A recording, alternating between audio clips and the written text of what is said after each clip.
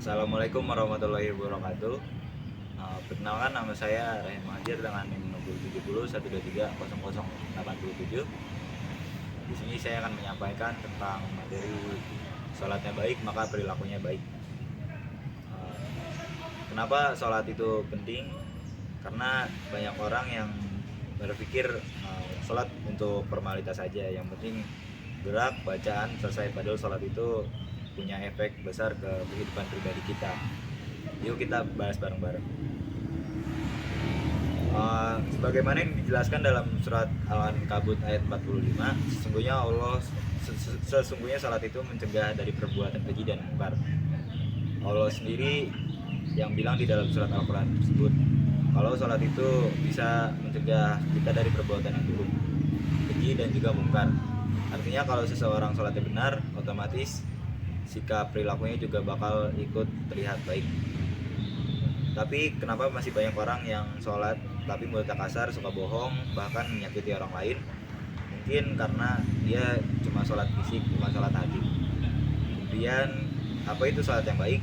Sholat yang baik itu bukan cuma soal gerakan dan hafalan bacaan, tetapi khusyuk, fokus, sadar diri dan hatinya.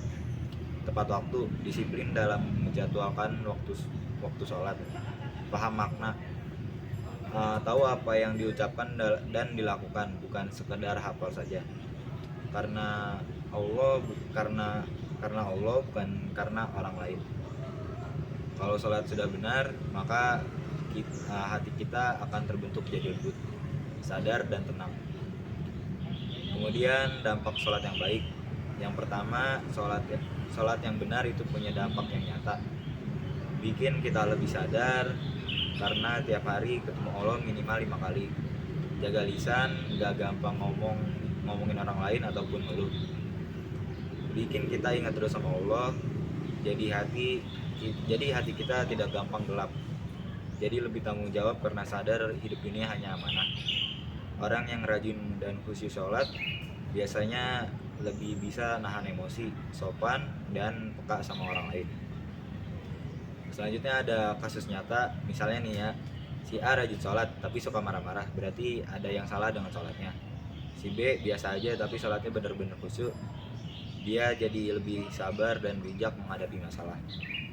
Coba lihat diri kita sendiri, sholatku sudah bikin aku jadi lebih baik atau belum? Kalau belum, yuk perbaiki pelan-pelan. Sholat versus perilaku. Sholat itu ibarat charger jiwa. Kalau kita sholatnya masih rusak, sikapnya berarti belum ngecas yang benar. Banyak dari kita mungkin rajin sholat tetapi belum merasa perubahan dalam hati.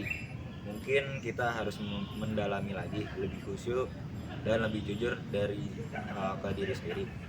Jangan sampai sholat cuma jadi rutinitas kosong tanpa makna. Jadi teman-teman, sholat itu bukan sekedar kewajiban, tetapi juga kunci untuk memperbaiki akhlak. Sholat yang baik juga perilaku yang baik.